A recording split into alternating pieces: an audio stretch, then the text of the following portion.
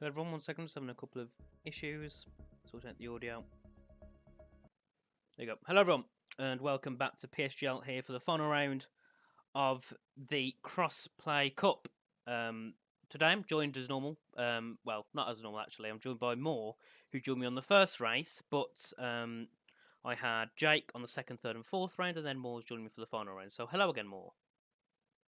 Hello, I'm looking forward to this round five as Yeah. we arrive at France, and Mhm. it's going to be an interesting one, especially with Otis being so close to winning Yeah. the championship now. It will. It will. And I've tried working it out. Otis only needs to score in the top four in the sprint race to win the championship. If he scores fourth or higher, he'll have enough points to not worry about the 50% race. But if he scores fifth or lower in the sprint race, then in the main race he'll have to. Well, Spoke will have to outscore him by about 23 points, which will be very difficult. Not impossible, but the chances of that happening are very low. But so we're going to get started very shortly as we're waiting for everyone to ready up, and we'll quickly talk through the point gap. So obviously the point gap's around 29 points between Otis and Smokey. Otis on 118 points and Smokey's on 89.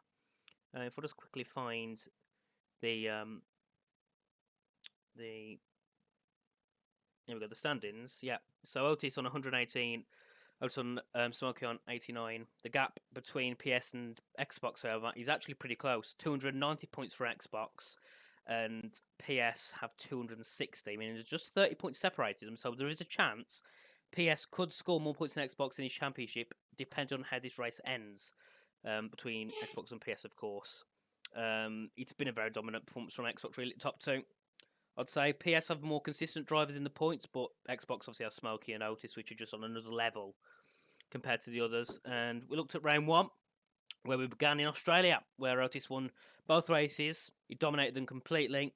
Then we moved to round two, which was at Kota, which he won both races again. Otis did.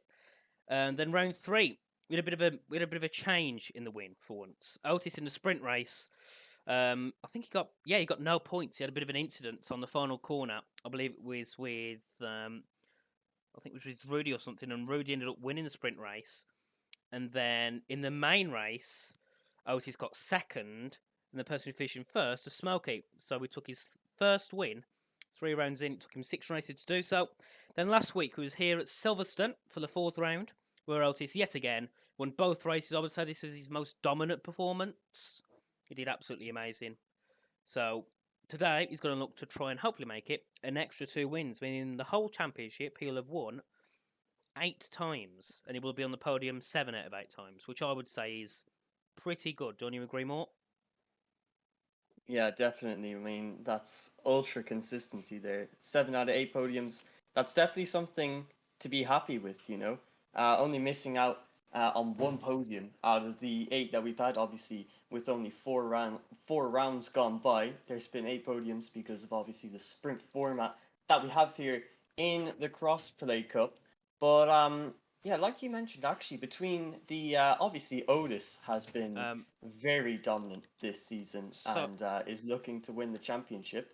And you know, with it being so close between Xbox and yeah, PS overall, I think that's quite surprising. yeah. Sorry to cut you off though, more. You can't be invited to lobby because Jensen hasn't got you added. So is there anyone else in the lobby you could possibly get through to get in?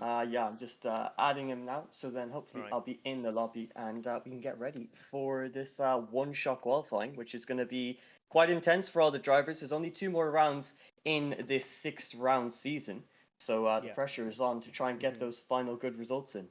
Indeed. Yeah. And I was going to quickly go through the schedule of how this weekend slash week works.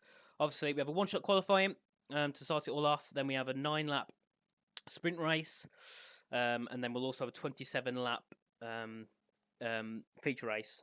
Obviously, on different tracks, the sprint race and feature race are different lengths in terms of laps. But yeah, it's an interesting one, especially at France. It's a track we don't see that often, but I can see something in the chat. What's that about? Final round is England play next week. Pretty sure. This is the final week of this Crossplay Cup. Yeah, England do play this time next week. Yeah, against think it's Wales. So that should be an easy one for us, but we'll see. Obviously, Argentina got bet by Saudi Arabia, so all chances are that England can be beaten by Wales. But we're just waiting for more to get into the lobby so we can head off into the qualifying session. Yeah, it should be an interesting one. Obviously, France, I'd say, is a bit similar in my eyes to Kota. I don't know what it is about it, but it has that similarity, which I think will be perfect because our drivers seem to be quite well at Kota, especially Otis, of course, as normal. But yeah, obviously, it's all come down to this. Otis has been leading the championship the whole way. This is the moment where we get to crown him as the champion, the thing that we really want to do. So it's going to be a good moment, especially for me. I don't know about more, but it's going to be great. Obviously, Smokey guaranteed himself a second place, which is absolutely amazing for him. And then PS have actually, I think, if I'm correct, locked out third, fourth, fifth, and sixth. With Legend, I think Rudy, Rowan, and someone else. I'm not quite sure who.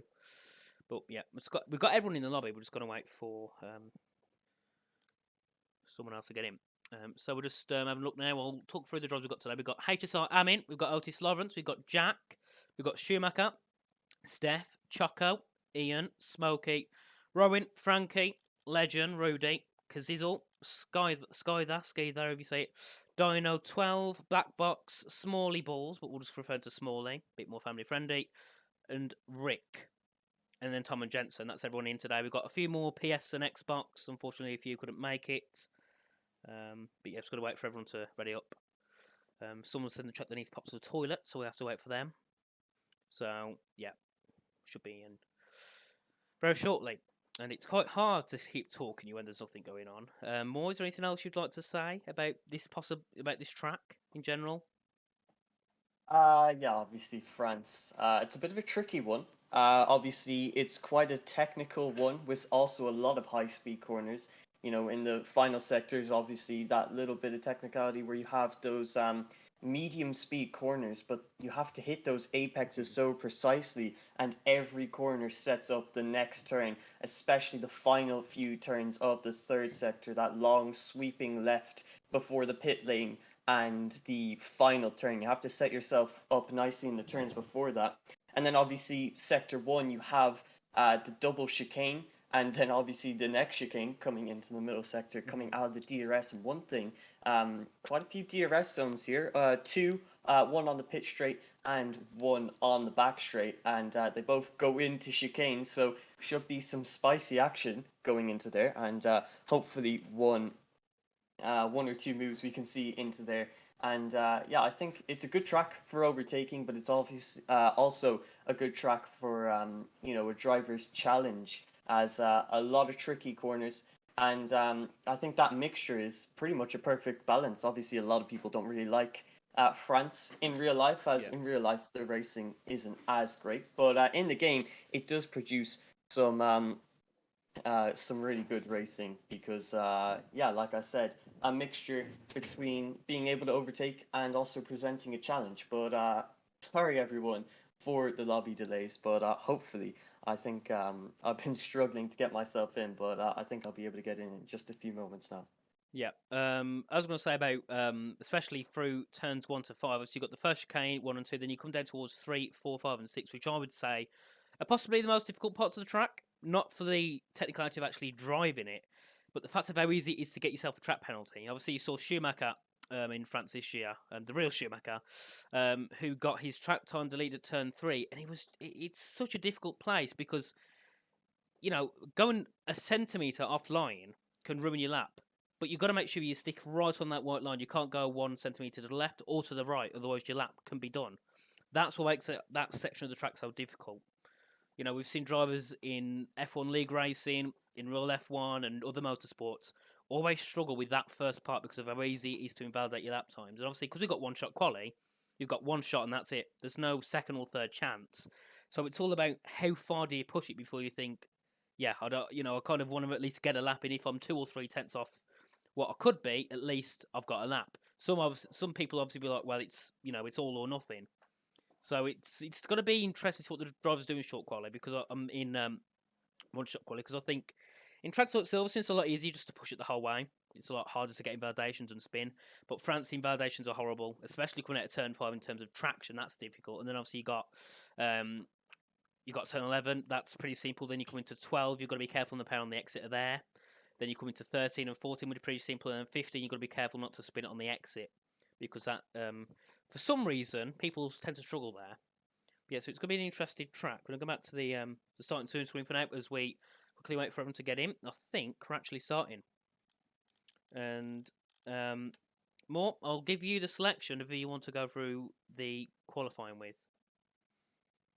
If you can actually get on board with them, of course. Yeah, I think Otis, obviously we've seen a lot this season, how strong and competitive he is. And yeah, I think he is one of the choices for pole position as we see at most of the rounds. So yeah, I think if you had to pick one, it would definitely be Otis. Yeah, I agree. I would say Otis, but I'm going to go different. I'm going to say Smokey. Just for the fact of I want to say something different, otherwise it's Otis.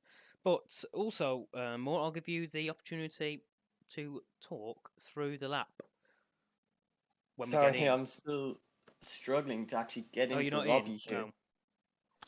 Sorry about that one. But, well, I guess I'll have to take over for now. You can see everyone's just waiting to load in. We've got a couple of drivers still loading. And we should be able to get started in around 25 seconds.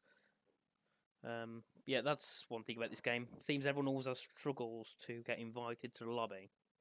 We had some big struggles last week. I think the servers were down actually, so it took us ages to get everyone in. We did about 20 minutes late, but eventually we did get underway. Today, at least, we've actually got to the stage where we can get underway. But instead, we've got the commentator who can't get in, which is probably worse. But we can see now as the loading is complete. Sorry about the sound cutouts. That's something to do with the game. Nothing I can control. And oh well, we're not going into the lap, are we? I guess we're just sitting here again and waiting. What a surprise! But yeah, Choco, he hasn't raced actually. I think since round 2, if I'm correct. So Mercedes having their 2 full-time drivers here. Obviously Otis been here every race. Choco's joining back after I think 2 rounds. Ian reserve. There's actually quite a few reserves here today because many drivers couldn't make it, which is fair enough on their behalf. But we'll get started in 6 seconds. 5, 4, 3, 2, 1. For some reason I can't hear game sound. There we go. And we're on board with Black Box in the Haas. Now coming down in towards turn 1. DRS open. Shut to DRS as he brakes just after the 50-metre board. Into turn 1. Hops up towards turn 2. Got to be careful on the power. You don't... and there we go. Nearly invalidates there. We've got to be careful you don't overdo it. We'll have a track map. There we go. Into turn 3 now. The difficult part. Doesn't invalidate. Comes in towards turn 4. On the exit of 5 now. And you can see 16th, which is not what he wants. Coming in towards turn 6 and 7, whichever one it is. The turns confuse me here. And now he's headed onto the straight towards turns 8 and 9. The horrible, horrible chicane, which everyone seems to hate. And we can see now charging down the straight. He's going to brake just around the 50-metre board. Chuck it into the chicane as quick as he can. Get as much speed carried through. We go into gear 4. Hops the curb on the entry. And then hops the curb on the exit as he comes down now towards turn 10. Where we saw Carlos Sainz and George also have a little bit of a battle here. On the 2022 French Grand Prix. Now Black Box into turn 11. He's got to swing it all the way around now. Got to try and not overdo it with the steering and end up spinning. Into turn 12. There we go. Very nice. He's on the power nice and early. Practically instantly. They went towards 13. And he's taking it a little bit wide so we can get the curb on the exit. Jensen's retired. And he's now coming through 14 very shortly. There we go. Very nice lap from Black Box here. And into the final corner, let's see what Black Box is able to do. He's currently 12th. Otis currently looking at a big slide on the exit, like I said earlier, but losing traction. And Black Box comes over the line to take P12. P13, sorry, with a 1:30.464. Otis on pole by 3/10 with a 1:29.4. Absolutely amazing from Otis, as normal. But it's not really a surprise, is it? Otis being on pole. Absolutely amazing. And obviously, if he finishes first down to 4th, he'll win the championship. Smokey is currently 5th, which isn't the worst, but the fact he's 5/10 off in qualifying isn't the best at all. I'm just going to tab out a second because I need to check something. There we go. Sorry. But yeah, we're going to get ready for the sprint race soon. More, are you still not in? The game just is not having it today and does not want to allow me to get into the lobby. I'm going to struggle on though to hopefully get in before the sprint race starts. Well, the sprint race starts in very shortly. If you can't get in, there's no problems. I'll be fine to go alone because I can't share my screen because the game decides to die. Otherwise, I would.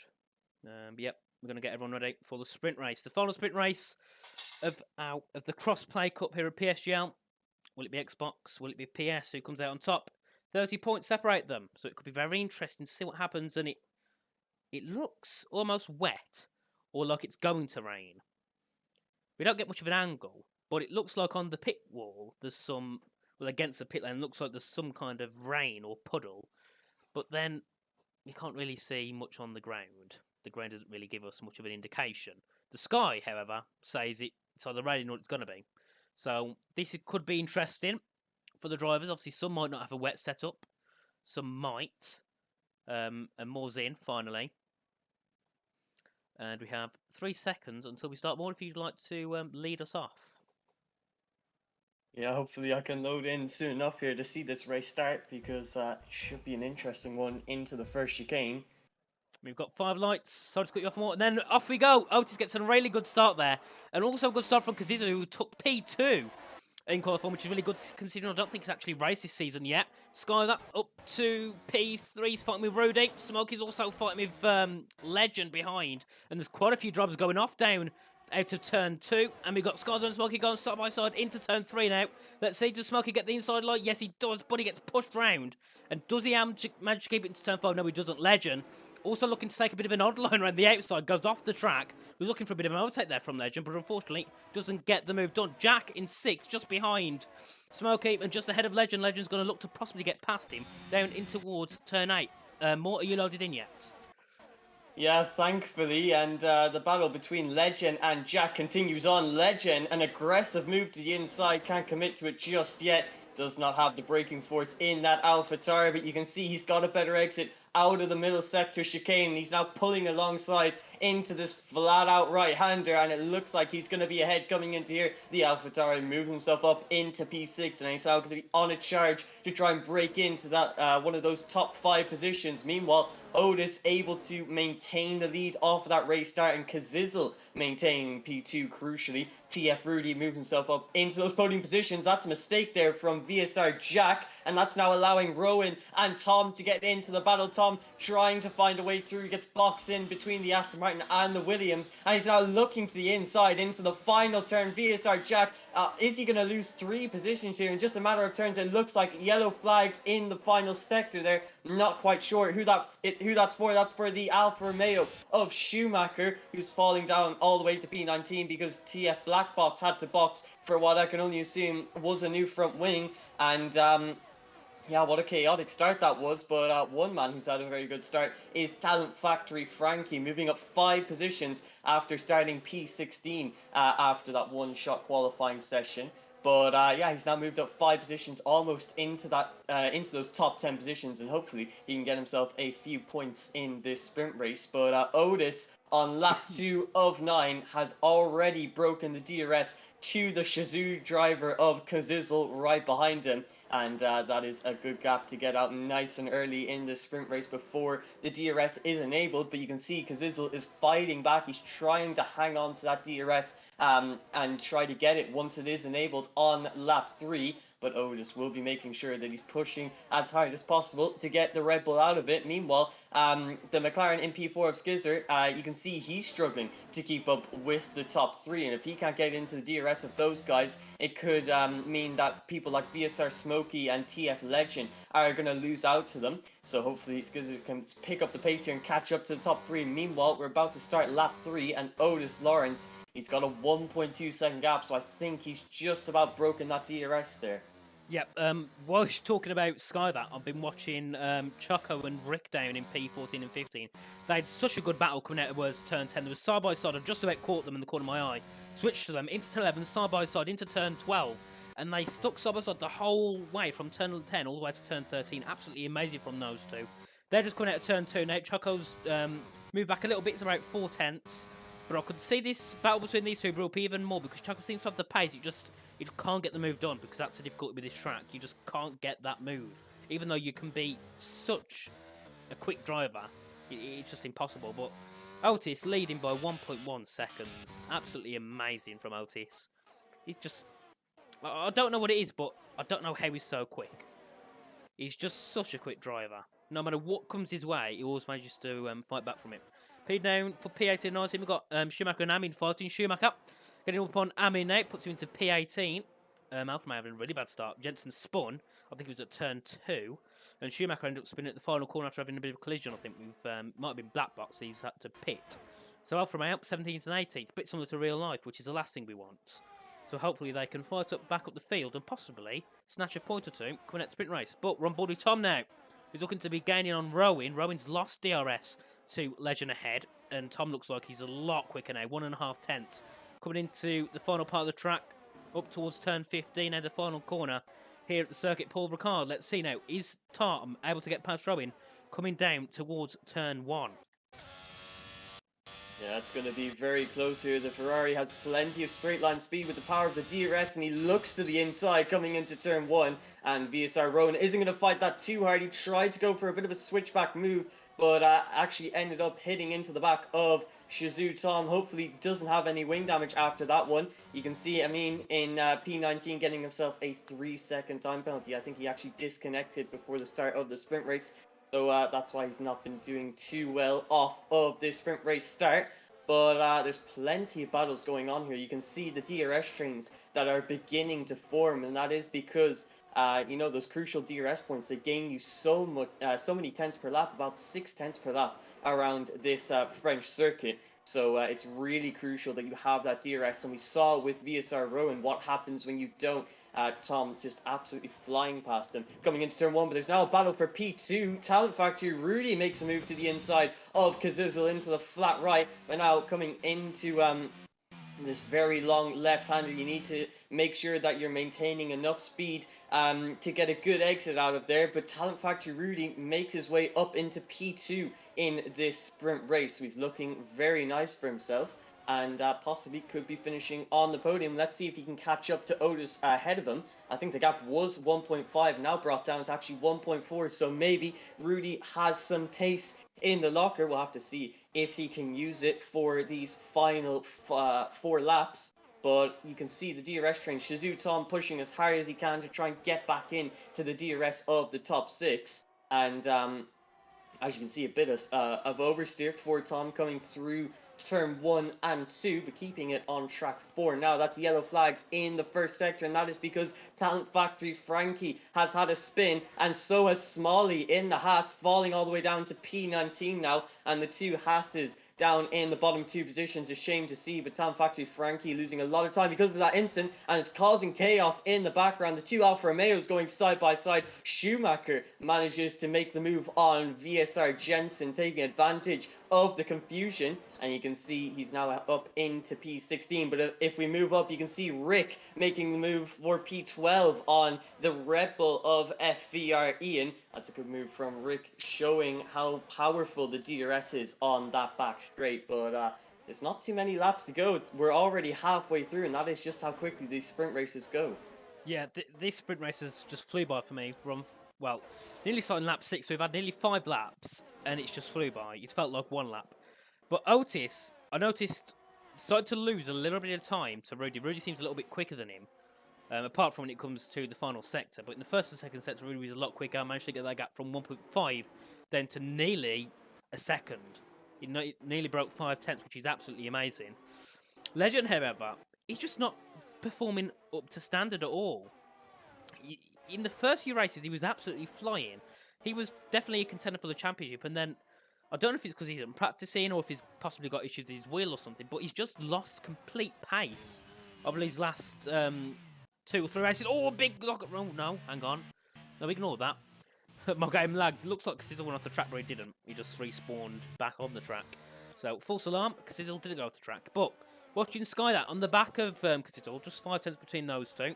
Looking further down, everyone's in the DR train until we get to Tom, who's 1.5 seconds behind Legend, meaning Rowan's got a nice slipstream and DRS down towards turns 8 and 9, which can help him massively. DRS does a lot of work here, especially down towards the chicane. You can see because he's also gained a good couple of tenths on Rudy with that DRS. He's now gone from about 8.5 tenths to 6th. 9-lap race. Yeah, this is a sprint race, so we'll go into the main race after this one is finished. You can see Dino has actually got a penalty, but he's currently in P10, so he doesn't need to worry about getting any points, but he could start possibly in the top 10, depending on what happened behind with Steph. And we can see Choco and Ian fighting now. Ian, bit of defensive tactics there, and manages to break the gap from about half a tenth to 4.5 tenths. But Choco, he seems to be on the attack of a lot of drivers, just can't get any moves in, which is a shame. Look a bit further up, we've got Dino still in the back of Jack. Jack losing a little bit of pace. Steph just completely losing pace more and more. Now nearly 2 seconds behind Dino, which is really, really bad. I think although DRS can be good in some situations, it's showing not to be the best at this French circuit, as anyone who doesn't have it losing plenty of time to the drivers around them, and even the drivers that do have it just can't seem to make those moves as they're stuck in these big DRS trains with so many drivers looking to possibly use a little bit more of their DRS, try and find a way past of the guys ahead of them, and they just can't because everyone has that power of the DRS. They get to that top speed so quickly that it's really difficult to make a move. But that is a spin there in the first sector, and that's Choco, who's been on the offensive for a lot of this race. He's been making plenty of moves, but he now falls down to P18. Now all that hard work is now undone as he finds himself on the back of Amin, and he's actually looking to the inside, trying to recover as quickly as possible. He makes that move coming into the middle sector chicane, and he moves himself back up into P17. He's going to have to go on a bit of a charge now if he wants to get back into that P15 position, but there's 2 seconds between himself and VSR Jensen, so it's going to be very tricky to close that gap in the next 2 laps. But it looks like a lot of drivers, especially in the top 6, just settling quite nicely into this sprint race, happy to take it easy and not be too aggressive against the rest of the drivers. And a couple of them actually saving up a little bit of their ERS to maybe launch an attack later on, one of which is Skizzer in P4. He saved up around 50% ERS now, and the 2 drivers ahead of him both under 10% ERS, so I think we could see the McLaren driver possibly go for some moves quite soon. Meanwhile, his teammate could also be looking for some moves very close to the back of the Williams of VSR Jack ahead of him. But I think we should keep an eye on Skizzer as he could make some surprise moves. It's definitely possible. He's kind of hitting his pace a little bit. He started well and he's kind of sat there, but I've been noticing he's starting to really gain and getting within 2 or 3 tenths of Kazizel. And I don't know if that's because Kazizel hasn't got the pace, because obviously he lost the position to Rudy, and Rudy's a lot quicker. Just the DRS means Kazizel can keep in touch. So yeah, Skoda might try and get past him, but I don't think with this lap. We look behind. We've also got Rowan and Tom fighting for P7, and also Dino still fighting Jack. This battle started about 4 laps ago, and it's still continuing now. We're going to go on board with Dino. As you can see, he's right behind, nearly hits the back of Jack there, which probably would have made a bit of a cold brain moments for Jack. But yeah, you can see Dino right at the back of him. We've got more patience, can't get the overtake. That's the issue with this track. Everyone finds you just can never get that right moment to get the overtake. If you can't get them into turn 8 or 9, you've got to wait the whole lap. Looking at Rowan, he's also on the back of Tom, still closing in even more. 3 tenths between those 2. Tom, 2.7 seconds behind Legend. So Legend could even possibly get a penalty at this point, still managed to keep the position he's in, which is a lot, considering on lap 9 of 9. Yeah, I think a lot of these drivers are going to have to start going on ultra offensive now. It's the final lap, the final lap around this circuit to try and make those crucial moves, and Skizzer has he possibly been pushing with the ERS a little too late. You can see he still has 40% saved up and is now going to be the second last ERS straight of this sprint race. You can see he's going to be using all of his ERS to try and find a way past the Red Bull driver of Kazizel. You can see not a lot of difference in the top speed between the 2 drivers, and it looks like Skizzer just cannot make the move, even though Kazizel has not got a lot of ERS left. But meanwhile, Rowan is able to make the move on Tom, who does not have that power of the DRS. Rick making the move on Steph. Plenty of moves starting to go off now, and a lot of battles are starting to escalate. Meanwhile, Skizzer really close to the back of Kazizel now, and he's trying to find a move into this long right. You can see Black Box has retired. Skizzer looking to the inside into this long right-hander. He's now on the outside of Kazizel, coming into the left, and can he possibly get this move done? No. Coming into these final few turns. But while this battle is going on, Otis Lawrence is now coming around the final turn, and he's getting ready to cross the line to win this Crossplay Cup championship. And what a season it's been from Otis Lawrence. He deserves every bit of it. A great job from the Mercedes driver. You can see Kazizel just about finishing ahead of Skizzer, a 10.5 between them. So close between those guys. Rick actually making the move there on Dino at the very end, and maintains P10 over the McLaren driver. And wow, what a race that was. Plenty of battles in the top, in the midfield, and Otis Lawrence taking that championship win. Yeah, absolutely what Otis wanted and what he needed. He's now won 7 out of 8 races, I believe, if that's correct, in this championship. So he's done absolutely amazing. He's well deserved. The championship was definitely looking his way from race 1, but it's he was definitely Otis' championship the whole way. Race 1, I definitely knew it was him in for it. Rudy finishing second, very nice from him. Kazizel in third. And then Skyler in fourth, followed by Smokey, his previous championship rival. Obviously not championship rival anymore, because Otis has got the title wrapped up.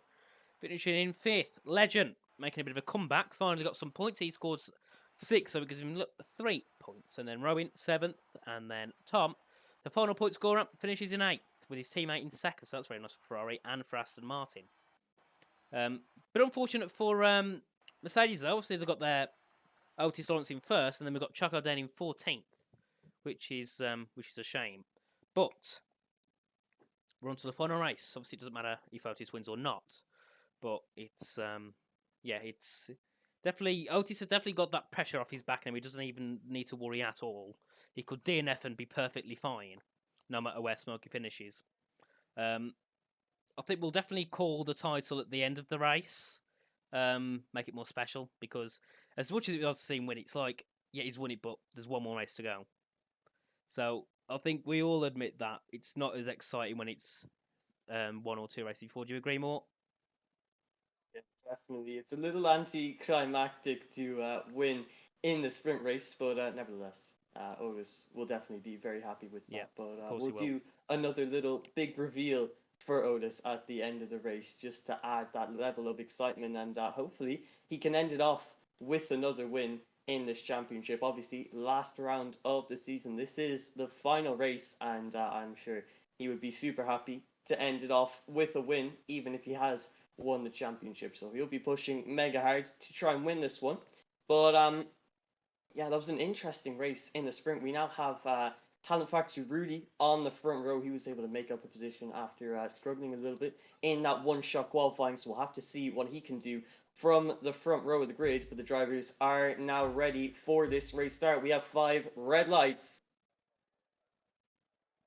They're gone, and we're away. What kind of start is it for our pole man of Otis Lawrence? It looks like a good one up against Talent Factory Rudy as he covers him off coming into turn 1. Meanwhile, Shizuka Kazizel is defending from Skizzer behind, and Skizzer in the McLaren trying to make his way up into the podium positions, and Legend now trying to take advantage of the situation. He looks to the inside of the P4 man, and he using the medium compounded tires, he's able to get that move done, and he now possibly looking to the inside of Kazizel. That move has not worked out, a bit optimistic, and Talent Factory Legend has now been spun round in an instant with, I think that was VSR Rowan, as they both fall down towards the back of the grid. Rick also caught up in that instant. He falls down to P20. It's a bit of a chaotic start here off of this French Grand Prix. Otis able to maintain the lead with Rudy, Kazizel and Skizzer all maintaining their positions there, and VSR Smokey also maintaining his, but you can see a lot of people have gained plenty of positions. Talent Factory Frankie and Schumacher are battling side by side. Frankie gets that position, moves himself up into P14, and VSR Jensen has over speed on FVR Ian. He's going to go down the inside, but Ian trying to hold the speed around the outside there. That's not going to work out for him. He does not have the grip or the downforce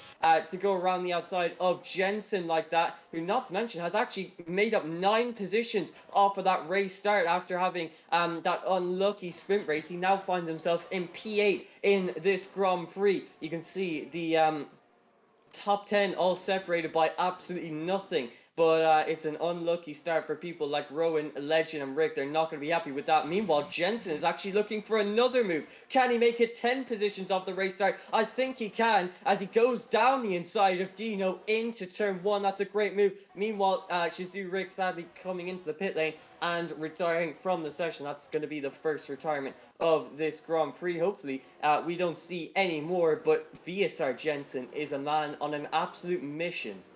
Yeah, absolutely amazing start from Jensen. You can't fault him for that whatsoever. It looks like he's going to possibly get another move on Tom coming down towards turn 8 now, which I think he will. Let's have a little look of his on board now. Coming in towards turn 8. Well, eventually coming in towards turn 8. Jensen's going to have the inside line. He's going to be able to brake a little bit late with the soft tyres. Get the move done. Perfect for Jensen. Tom knows there's not really much point fighting that and lets the move go. So now Jensen into P6. Fighting all the way now to Smokey, who's 5th. Currently second in the championship. Obviously, it doesn't matter if Smokey loses positions, he'll still keep that second. But the last thing Smokey wanted to lose more positions because of the annoyingness of him losing the championship in the sprint race. But I really don't know what happened on lap 1. I think was it both Williams and Legend who had that incident? Yeah, I think it was Shizou Rick, Tom Factory Legend, actually VSR Rowan was caught up in that. You can see he's quite far down the grid, down in P17. So I think that was the struggle there for Legend. He was a bit optimistic going for the move on Kazizel, and obviously just did not work out for him. Yep, and there's Smalley and Choco fighting there. Choco going a little bit wide at turn 14. I don't know if he had a bit of contact with someone or if that was a bit of a lock-up or something. But Schumacher has been looking very quick on pace. I think he's had a bit of an incident because he's fell behind Frankie. He was fighting Frankie. I mean, he's in the pit lane to retire. But yeah, Choco was Schumacher was fighting Frankie, and Frankie just didn't have the pace over him. So the medium tyres not working in Frankie's favour. Either that, or Schumacher's just very, very quick. Frankie now in P12 is looking to fight after Steph. Steph hasn't, unfortunately, had much pace in the sprint race, so hopefully he can make it all change here in the feature race, which is 27 laps. We've got 24 left to go, so we're a 9th of the way through, so there's lots more action to come. Jensen, however, closing even more on P5. 3.5 tenths now. Smokey's just outside that 1 second gap for DRS, meaning he won't get any more. Whereas on next lap, or the next zone, Jensen will. So we could see possibly Jensen into the top 5. Started was it P15? Or was he last? I think if you look at the position changes here, he started P17 even. So that's, yeah, just did not do well in the sprint race. And obviously he just thought, well, I'm going to go for a bit more of an aggressive strategy here. Started on the soft tires, try to make up those early positions, and then go for the undercut.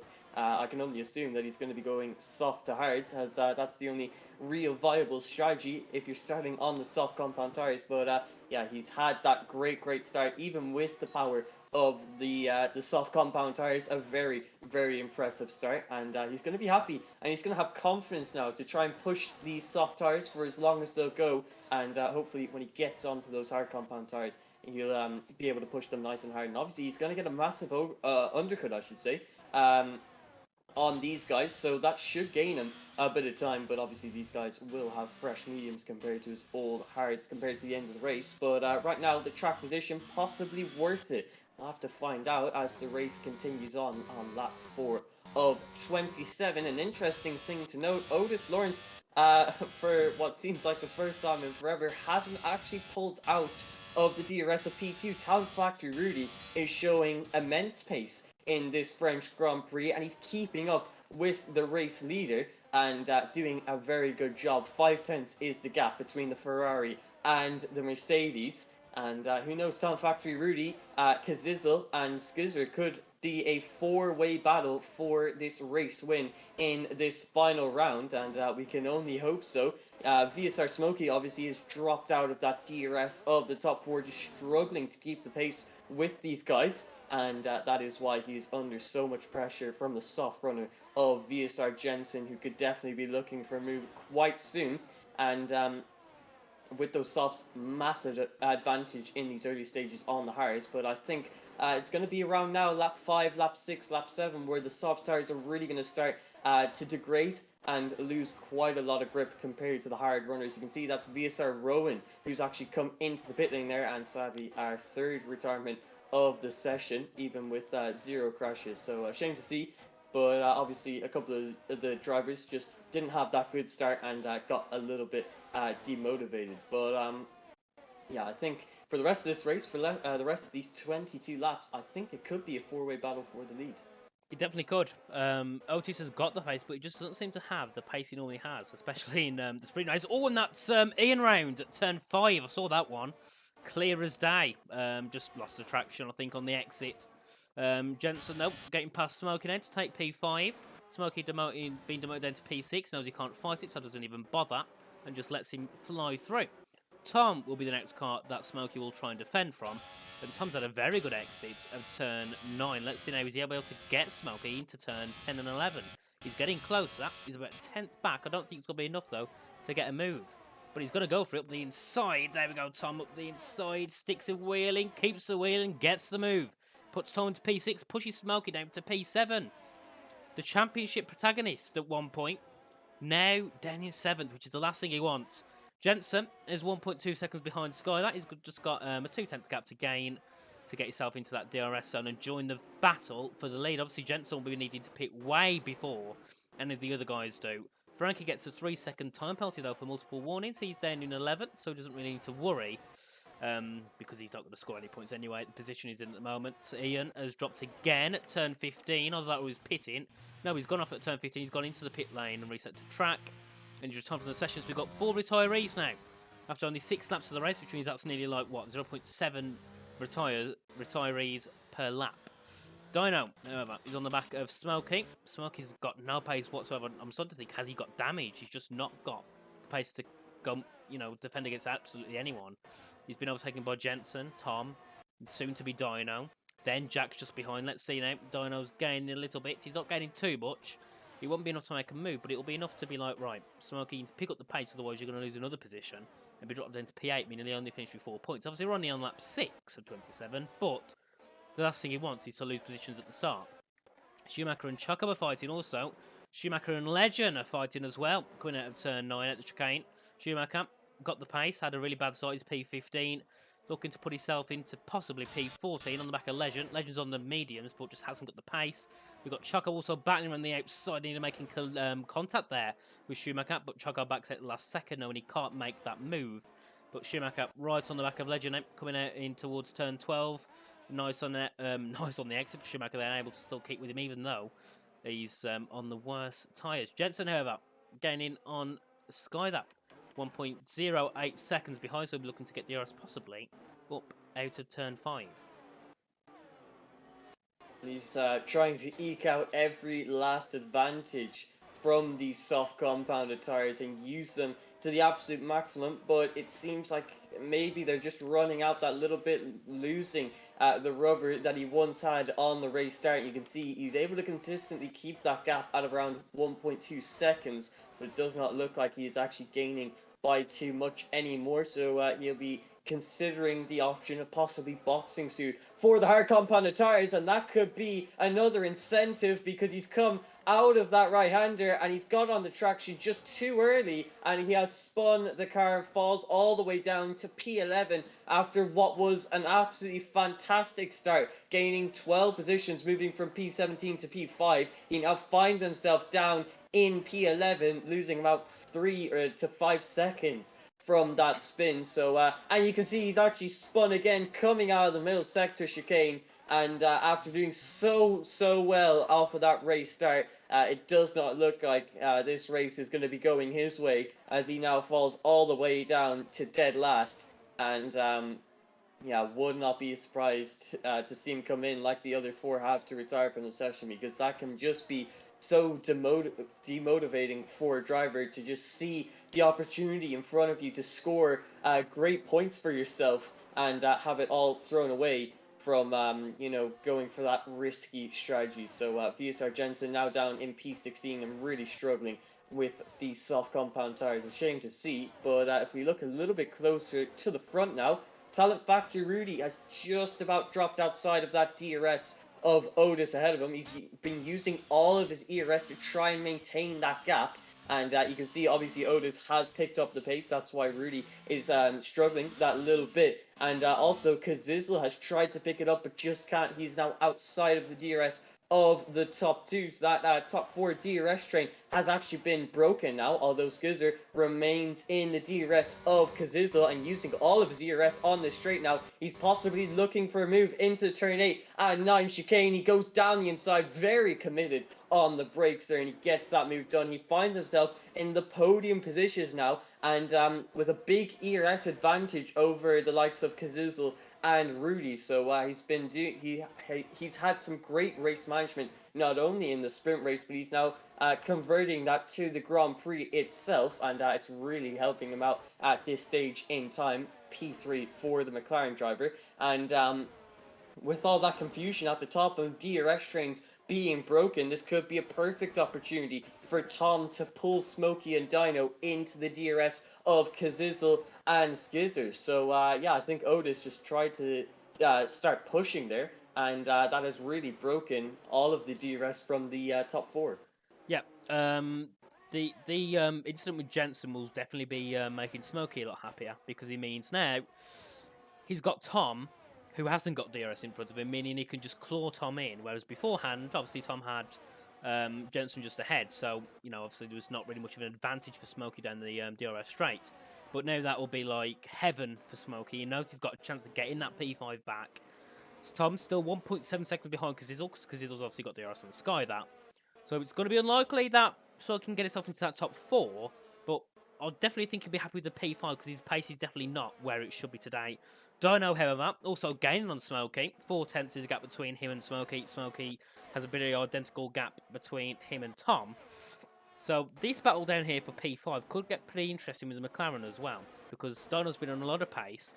Skyler, however, I would say at the moment has been on the best pace compared to his normal pace. Obviously, Otis is always at this top, but Skyler's not normally on this top 3, possibly top 2 pace. He's normally a little bit off.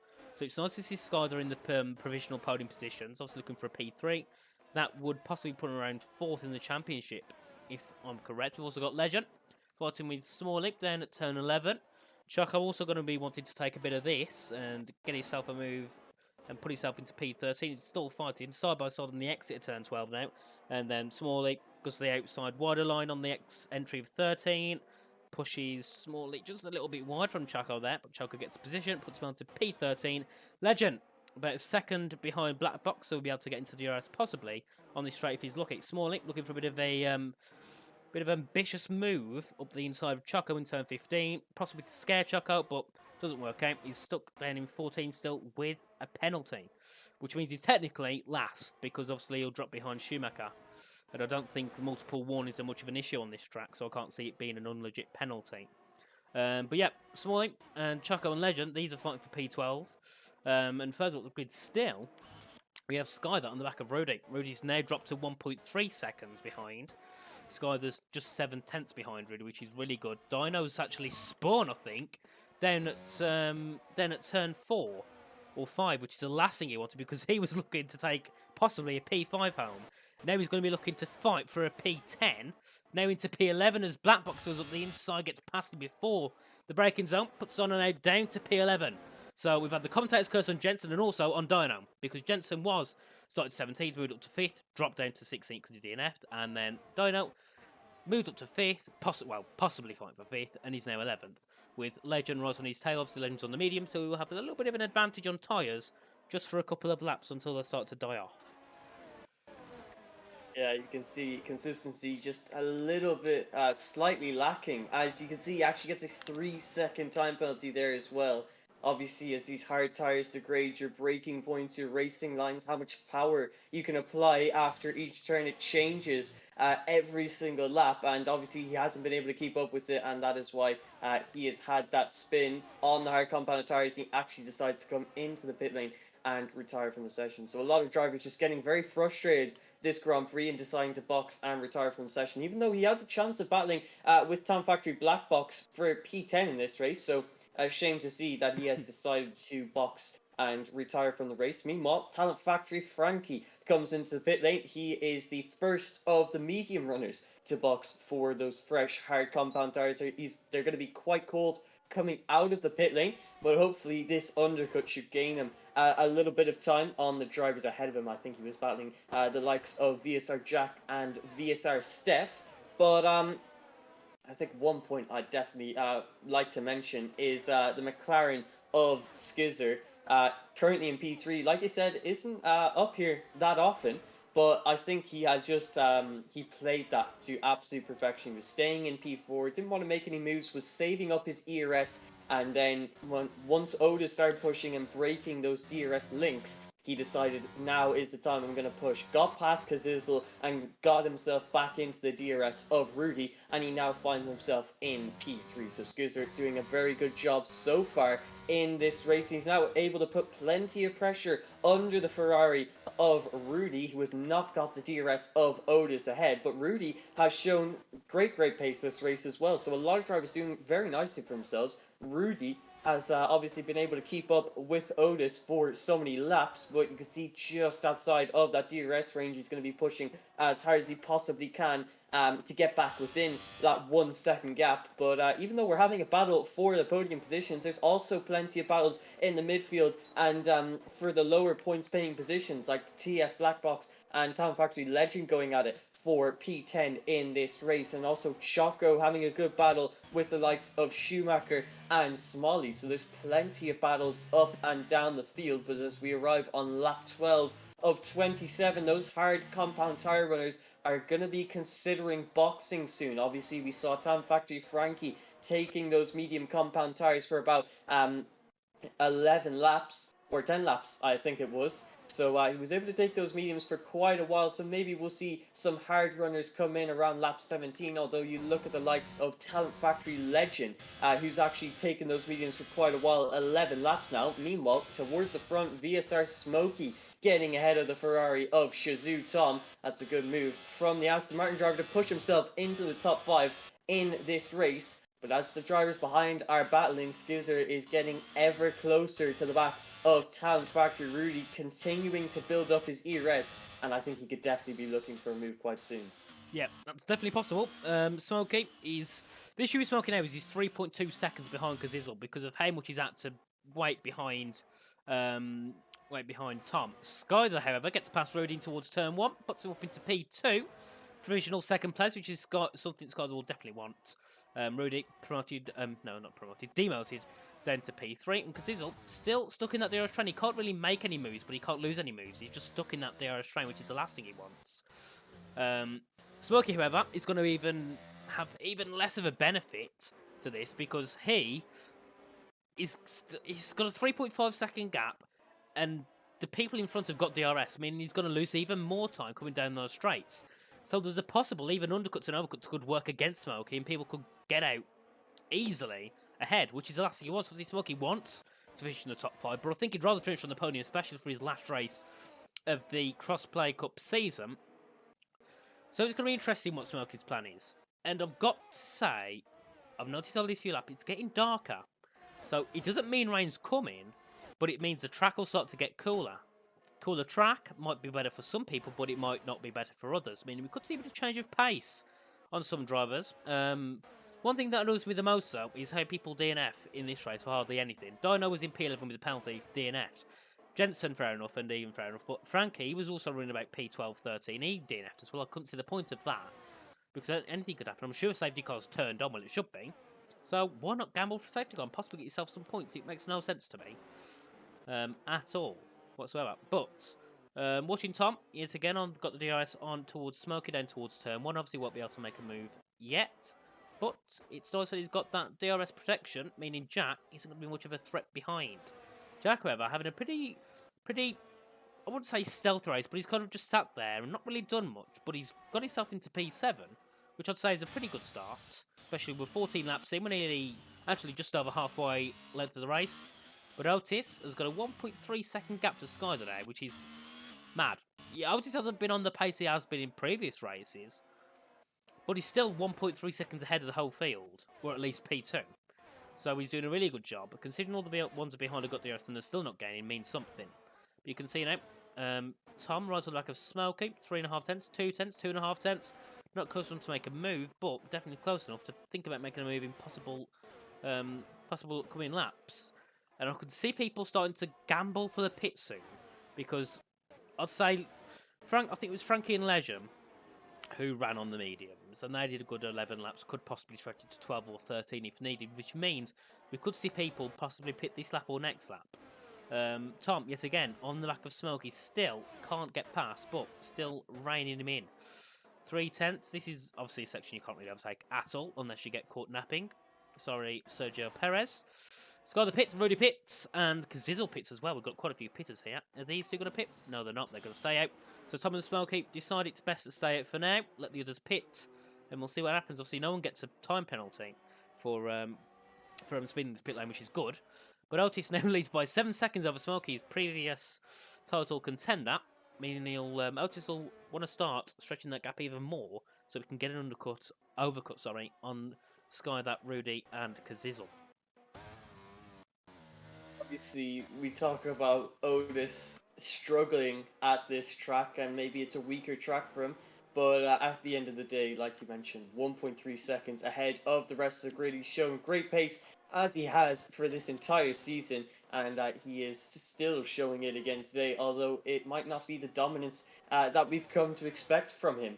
But obviously he's going to go for that overcut. He knows that he has the pace advantage and that having those fresher tyres for the rest of the race compared to people like Town Factory, Rudy, Skizzer and Kazizzle is definitely going to help him in the long run. But Skizzer used all of his ERS once he got past Rudy and showed some great pace, almost got within DRS of Otis Lawrence. Meanwhile, the battle for what is a net P5 between Tom and VSR Smokey continues on. These guys have been battling for quite a few laps now, and it's going to escalate with every lap, as there's only 12 to go. Like he said, over halfway through this Grand Prix legend, you can see his undercut starting on the mediums didn't work out amazingly, although to be fair to him, he was battling with Choco, and he is now ahead of Choco after the pit stop, so maybe working out better than I thought it was. But obviously he now has those hard compound tires compared to everyone else's medium, so it's not going to be great for him towards the end of the race, and especially for these early phases when the mediums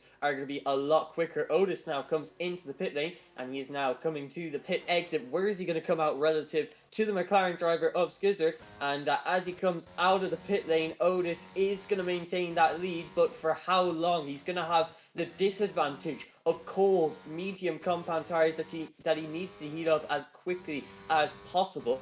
And Skizzer is going to be pushing as hard as he can to get into that DRS, and you can see he's done so already. Got that DRS, but now can he possibly make a move, take advantage as much of an advantage as he can, while Otis is still on these cold medium compound tires. Now we come down the back straight, DRS enabled, using his ERS, and it looks like he's actually going to make a move for the net lead. He looks to the inside, coming into the turn 89 chicane, and he gets the move done on Otis Lawrence. Skizzer moves himself up into P5 and a net P1 in this Grand Prix. He's had to use all of his ERS to do so, but he now finds himself ahead of the Mercedes driver of Otis Lawrence. But Otis isn't happy with that. He's going to be fighting back as hard as he can. You can see how closely he's following him coming into the third sector now. Yeah, I've noticed Smokey's been overtaken by Jack, which is not good for Smokey at all. Good for Jack, because that means Jack's technically net P5, Smokey's possibly 6th or 7th, depending where Tom comes out. Obviously, Tom's pitting there along with Steph, and Black Box doesn't pit, nor does Small, and that's a bit of an odd strategy from the Haas drivers, but it's Haas. Odd strategies sometimes work in their favour, but not always. Sky, however, has got DRS on one of the Haas drivers now, and he's going to look at making a move in towards turn 1. No, he's not, actually. He was a bit too far back, but he will be looking to make a move sometime soon. I think he had a bit of a collision there with one of the Haas's. Yes, he did. The one Haas had to get out the way to avoid a collision. Otis looking to get past Sky now, coming in towards turn 3. No, he's actually going to stick behind. Sky, that going to be looking to get some DRS off Black Box ahead. and then take the actual lead of the race. He'll be P1, which is what he wants to hear and what he wants to see. Skyler now, you can see he's got the pace over Black Box, charge out to Black Box now, coming down the main straight. Otis as well, also burning his battery to possibly see if he can get a double overtake on Skyler, because he's closing within less than a tenth of Skyler now. He's going to go up the inside of Skyler, the backside the last second. Skyler stays behind Black Box, going into turn 8 and 9. Now, the question is, when does Skyler make the move on Black Box? He's going to do it soon. Black Box going to push him a little bit wide on the exit at turn 9, meaning that's going to give him a bit of a worse exit, but manages to carry a lot of speed through. He's got to get him sometime soon, otherwise Otis is going to fly past him, because the amount of pace he's losing now to the field is mad. Otis, going a bit wide. Has he gone off the track there? No, I thought he went off the track then. Skyler up, going side by side with Black Box now into turn 11 and 12. And you can see Black Box is pushing those tyres as hard as he can. Can't see why he's doing that. Pushes Skyler off the track. It leaves Otis through. Otis is going to be looking to take a P2, possibly get P1 off Skyler.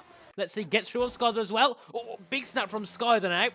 And there, where does he put that box? He pit. No, he's actually stopped on track. Skyler drops down to P2. Rudy into P3 now, followed by Kazizel, Tom, Jack, and Smoking.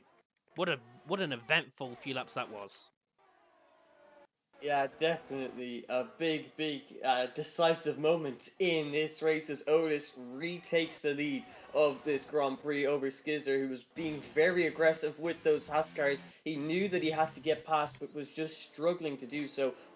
Hit into the back of Smalley coming into turn 1. I think that incident could definitely be looked at after the race. He could possibly get a penalty for that. And then obviously tried to go around the outside of Talent Factory Black Box into turn 13 and just got squeezed off of the track with Black Box on those old hard compounded tires. So yeah, Skizzer just being possibly a little bit too aggressive. He obviously wanted to maintain the lead over Otis, but he's now in the DRS of Otis, and I think he can start to relax, settle in a little more. He's still got another 9 laps of racing, so if he can just, if he has the pace, he could possibly stay in the DRS of Otis and once again save up that ERS and show us that race management that he has been showing for the majority of this race. Meanwhile, VSR Jack on the back of his VSR teammate Smokey, and they are battling away for P7.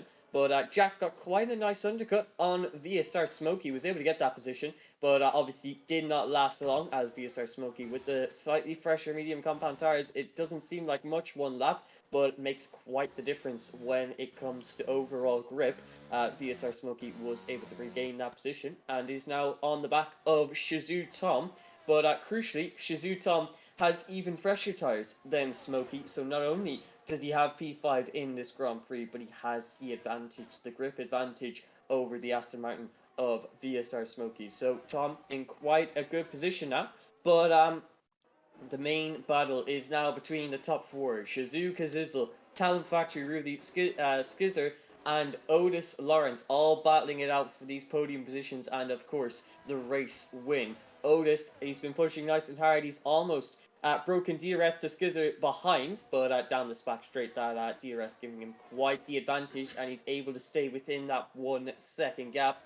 And Rudy and Kazizel able to do the same. You can see Rudy and Kazizel, they have to use a little bit of their ERS to keep up with the top 2s. They haven't really had any opportunity to start saving their battery, and that is why everyone in the top 4 below 20% ERS. So they're all pushing quite hard to try and force an error out of one another, but so far all 4 of these drivers have kept it ultra consistent, although maybe we were starting to see the pressure get to Skizzer, obviously with those 2 Haas cars getting in the way. He's got to keep it under control now for the next 6 laps, and let's see if he can do just that. The gap 9 tenths between himself and Otis, and I think Otis is getting quite close to breaking the DRS now.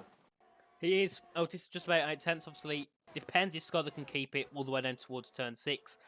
The issue is, though, for Smokey, is the pressure's definitely getting to him. He's now outside the 1 second gap to Tom, which is bad. Oh, Kazizel's out. He's out. He's crashed on track. Where is that? We've got a safety car, I think. Let's see. Is it a full safety car? Or is it a virtual? Let's see. It should be full, but don't think it is. Which is unfortunate. We've not actually had a safety car this season in the Crossplay Cup. So I was hoping for a safety car, to be honest. But I don't think it is one. Let's have a look so we can see on the flashing boards. It's a VSC, which is a shame because I wanted a full safety car. But Kazizel out the race, was looking for a P3, fighting for the win, has given the podium position to Rudy. Now, this is crucial for people like Skyder, because Skyder can now take a little bit of advantage depending on how he is with the Delta. Could possibly trick Otis and maybe get a bit of a better restart than him. Obviously, we're not on the full safety car, so it's a bit different in where the restarts happen. But it's added a little bit of thing into the mix. We've got 7 laps to go. We've had a virtual safety car because he's all fighting for podium out, which means everyone here is going to be fighting for a point. Which now makes me think: will Dino, will Frankie, will Legend be annoyed, thinking, "Oh, I've lost out on a point," because I can't see why they wouldn't. Yeah, I think especially, I definitely agree with you. Like with people like Talent Factory Frankie, who retired quite early on, but as we see the virtual safety car restart, Skizzer caught in quite an awkward position coming out of the final turn, didn't get the restart that he wanted, and Rudy finds himself in P2 and in the DRS, or just about. Of Otis ahead of him. He's going to have to use a little bit of the ERS that he was able to gain off of that virtual safety car to stay within that 1 second gap. But I think that virtual safety car there was Skizzer's perfect opportunity to try and gain some ground against Otis. But, that virtual safety car restart just came at that awkward position coming out of the final turn, and obviously just was not able to get on the power. So obviously would have been going quite slowly, and probably just got some wheel spin, and that is why he is currently in P3 and almost outside of the DRS of the top 2, but he's going to be pushing nice and hard. And you can actually see that Skizzer race management coming into play once again. He's been using the braking and accelerating strat, where you brake and accelerate at the same time, and it gains you your ERS back. So he's been doing that. Maybe that's why his virtual safety car restart wasn't the best. But he may be outside of the DRS of Otis Lawrence now, but he does have quite the ERS advantage. Was able to claw back, I think, 80% ERS compared to Otis's 30%, and Tom Factory Rudy below 10%. So once again, we've seen it for most of this race. He has that ERS advantage now. It's just about how is he going to use it for these final couple of laps. And there's only 6 more to go. So it's going to be quite a difficult challenge for Skizzer to try and, first of all, overtake Rudy, but then get into the DRS of Otis and overtake him. But with an ERS advantage that big, I think he can definitely do it, especially since we've seen the pace that he's shown. But Choco actually coming into the pit lane now, even though I think he was battling for P8, I think it was, with Schumacher. So yeah. a shame to see, even though he was in the points paying position. I'm not sure if he got a bit of damage fighting with Schumacher, because that was getting very close, and that could be why he wanted to retire. But we got Sky that getting past Rudy now into turn 9, gets the move nice and done, puts him into P2, puts Rudy into P3. Ferrari, however, 3rd and 4th, which is good. But there's one thing I want to call out, which has annoyed me for the PS guys. Sorry, Connor, but there was 14 PlayStation drivers that started the race. There's now 5 remaining. 6 Xbox drivers started the race. There's 4 of them remaining, which isn't good. And 2 of the Xbox drivers are 1st and 2nd, which is a big shame for those for the PlayStation guys as well, because they've had such a terrible race. They're all DNFing left, right, and centre. Yeah, I think if a lot of them came into the pit lane, I think almost every retirement, apart from Shazoo Kazizel, that obviously brought out that virtual safety car, they all came into the pit lane, retired from the session, and if you think about it, if even just 3 of them didn't come into the pit lane and retire, they'd still be battling for a P10 position, or maybe even more, since obviously Town Factory Black Box is 20 seconds behind Schumacher, who's another 8 behind VSR Steph. So yeah, I think possibly a couple of drivers making mistakes, and maybe that frustration getting to them in the moment. You think back to people like VSR Jensen, who was doing so well, and then obviously got super frustrated with having the spin on those soft compounded tires. But yeah, a lot of drivers could have been battling for points, but maybe it's due to the fact that obviously this is the final round. The championship pretty much decided with Otis in the lead of this Grand Prix, and yeah, maybe just a little bit of demotivation. But the 9 drivers that are still in this race, fair play to them. They're continuing to push on, and one who's pushing on quite hard is Skizzer on the back of Otis Lawrence. He's had to use all 80% of his ERS, but I think he's very, very close now to the back of the Mercedes. He really is. 1.1 second gap. He's got to get the DRS now or never. If he doesn't get it by lap 24, 25, I think the chance of him possibly getting a win's over. If he can get it possibly on this lap down towards turns 8 and 9, it's definitely possible. The gap, it fluctuates between 1.1 seconds and 1.2. It's now nearly just under 1.1 seconds. So he's got to get it soon, surely. It's only 10th. Come on, Skyler, you can do it. You want to get yourself a win. Otis has won nearly every race this season. Otis is here fighting for another win. Skyler's fighting for his first win. I think it's also his first podium here in the Crossplay Cup. So there's a lot to play for the top two. I don't actually think a PS guy's won a race yet. So Rudy also might think, actually, you know what, I want to get into DRS as well and get possible for a win. Sky, that is actually in the DRS. Question is, has he got it? He's got it as well. This could be a bit of a game changer now if Skyler can keep up the pace. He's used all his ERS, and Otis has only got 13%, so he's got about 10% more. But Skyler just doesn't gain anything down that whole straight. He gained nothing at all. He gained half a tenth, and he's lost it again on the exit of turn 9. So the DRS isn't helping him, and he's already lost it again. What is Otis on, honestly? What setup is he running? He's got to be running a high-speed setup, surely, because he's just ripping Skyler apart. And Skyler's got got DRS as well, and using ERS.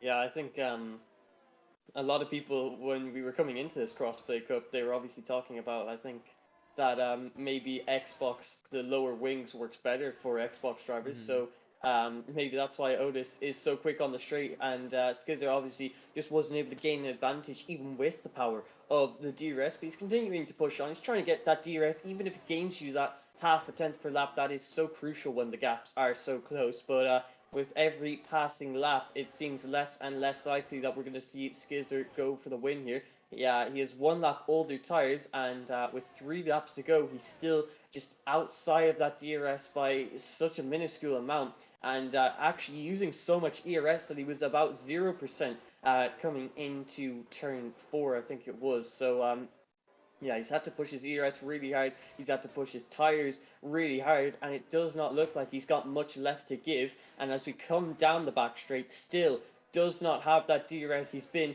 about a tenth off it for a lap or two now, and he just cannot find a way in. So yeah, he's shown some really good pace, but just cannot seem to get that final margin to get into the DRS. It is a shame for him because he's had lots of pace today. Some races he hasn't had pace at all, but today he's definitely the second quickest driver on track. But obviously Otis is the quickest. So it's nice for him to get a P2. He would want the P1. I think he knows now it's not possible. He's dropped even more, 1.2 seconds now. But as Connor makes a good point in the chat, I actually forgot, and I think everyone else would have forgot, there was actually a prize pool for this Crossplay Cup. Obviously Otis will be taking home £50, Smokey will be taking home £30, and Rudy will be taking home £20. So a prize pool of £90, no, prize pool of £100, and it's been split off, what, 50%, 30%, 20%. So amazing for Otis, he's got himself an easy 50 quid. If I could earn 50 quid doing stuff like this easily, I'd be doing it all day, believe me. So no wonder Otis practices 24/7. He gets 50 quid easily like this. But yeah, people in the chat, what happened? Why there so many DNFs? I'll be honest, even I don't know. And I'm sure Moore agrees. We had 1 DNF on track, but the rest of them were all people decided, you know what? Oh, I don't want a point for some reason. I don't want the chance to get points. I'll just DNF instead because I'm 13th. Look, if that happened in real F1, Nicholas Latifi would have retired every single race. And he finished nearly all of them, so, you know, you know, guys, what's the point in retiring, especially when Choco was in the points as well? Yeah, and people like Talent Factory Legend retiring from the session. He's third. He was third in the championship coming into this round, but obviously he's going to be overtaken by Rudy here, and every point would have counted. There was only 1 point between them coming into this round, so obviously he would have had to beat Rudy to beat him in a championship. But you know, you just would think that they'd continue on with the race and you know, get those final championship points. Just enjoy driving these Formula One cars in the luxury of their own homes around the circuit against some of the best drivers on PlayStation and Xbox. But obviously, maybe just the final round of the season, a lot more drivers taking it a bit calmly and seeing that they're not going to get a mega result, maybe just thinking, oh, well, we'll end it here and call it a day. But a shame to see. I think all drivers should definitely aim to finish each and every race. Yeah. But yeah, 10 DNFs, 11 DNFs even, not great to see. It's not at all. I think 3 or 4 is fine, but the fact we had 5 DNFs in I think it was like 2 laps, it's actually demotivates me as well. Because it's so hard to commentate over 9 drivers when they're all outside of DRS. There's nothing going on. When there's 15 of them, it's a lot different. Obviously, because we're not counting him, he obviously DNF'd not on purpose. But yeah, sorry for the little rant, but DNFs make race interesting. They do, but not when there's 10 of them. And Tyler, maybe I'm not gonna say my opinion on that, but I agree. But we're on the final lap of the race. Otis, we had the anticlimactic total win in the sprint race, but we're going to make it a lot more presentable and entertaining here in the final lap of the feature race. Obviously, he's won, 7 out of 10? No. 8 out of 10 races here in the Crossplay Cup here for PSGL. He's obviously on the Xbox platform. Don't know why he's not on PC, but he should be. He's going to take £50 home today, which is something you'll definitely want. Hopefully that is £50 towards his PC. But he's had a brilliant season. He's had no faults apart from Saudi Arabia, where he got pile dried about 50 times. But he's going round into turn 14 and 15 now. Otis Lawrence, the best driver on the Xbox platform, is coming out the final corner now. Let's see as he comes across the line to win the PSGL Crossplay Cup. Oh, well, I said that a bit early. That was even more anticlimactic. Please don't record that, anyone. That was so embarrassing. I don't know why the line's so long on this track. Why is the line about 50 metres why is the line about 50 metres away from turn 1? I said it about 5 seconds before we crossed the line. But, still. Absolutely amazing race. What do you think of it more? Yeah, great race. Otis, not the dominance we usually see, but even on his off days, he's still on it. Otis Lawrence, P1 by 2 seconds to Skizzer, who, to be fair to him, drove a great race to finish P2. Obviously, if you check the starting positions here, he started P4 after the sprint race and moved all the way up into P2. So I think that was a great race from Skizzer. But Otis, 8 wins out of the 10 races. Like you said in Jeddah, got a bit unlucky there, not winning the obviously getting 0 points in the sprint and getting second in the main race itself, but still taking 8 out of the 10. What a job from him, and he gets the title of the PSGL Crossplay Cup champion, with the best Xbox and PlayStation drivers coming together to test the new crossplay feature out. And I think it was a great season, and sad way to top it off with the 11 DNFs, but Otis won't mind at all with another race win under his belt. Skizzer coming P2, a great result from him. And Talent Factory Rudy started P2 on today's grid and had just amazing pace.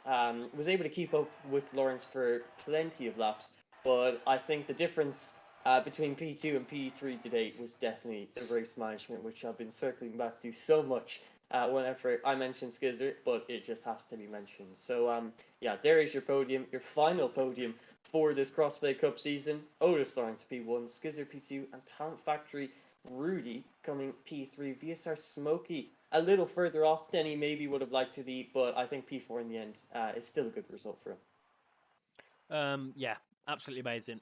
I'm still annoyed about my anticlimactic what do you call it? Title celebration, but we'll ignore it when we'll leave it there. But Otis, absolutely amazing. I can't even. The thing is, I say it every time. I've got bored of saying Otis is amazing because it's just, he can never be beaten anywhere. You send him anywhere. I think I never watched the stream, but I believe he bet Jarno Otmir, and Jarno's probably one of the best drivers on PC. Someone can correct me in the chat if I'm wrong, but I'm sure he bet him, which means even more of how good he is. He should be on PC. I don't know why he isn't, but hopefully soon he will. And if anyone in here in the F1 community is rich, please just buy him a PC that can run F1 22. It can run nothing else just apart from F1. Sorted. But yeah, I've really enjoyed this cup. It's for me personally, it's been a lot different to past commentary because I never commentated over Xbox or PS before. So it's been a bit hard, especially when it comes to providing statistics, because I know no one here apart from Smokey and Otis. So I've learned a lot more people along the way, which has been nice. And I don't think I'll be coming to the PS and Xbox commentating anytime soon because the DNFs are 10 times higher. But it was a good championship. More for the 2 races you joined me. How do you rate it? Do you think it was good? Yeah, I think it definitely was. It's an interesting concept to bring the console war and convert it over to Formula One 22. But yeah, obviously Xbox coming out on top. They had the advantage of Otis Lawrence, who dominated this championship and did a great job this season. But there were a few PlayStation drivers able to get themselves onto the podium. One of which today was obviously Talent Factory Rudy.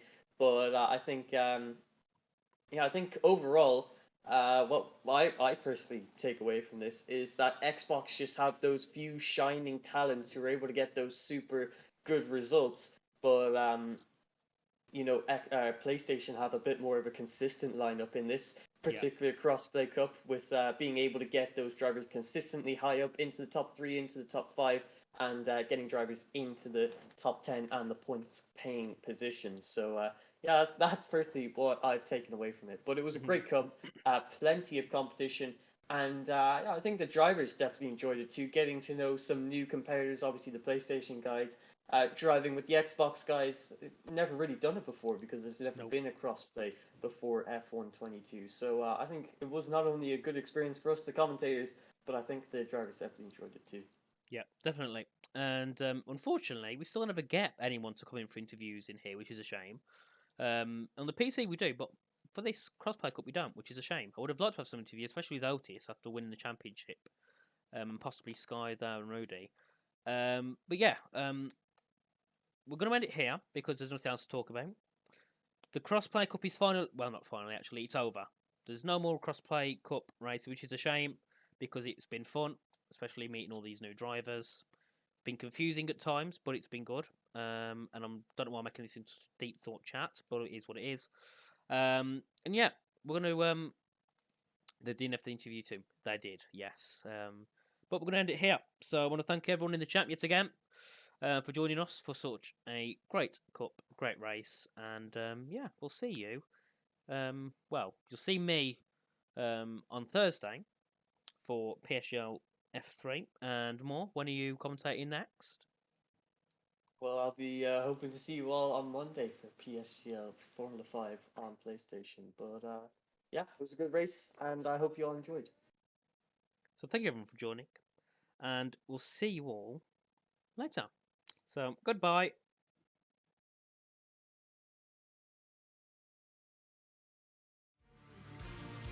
This broadcast was brought to you by GT Omega, proudly supporting PSGL.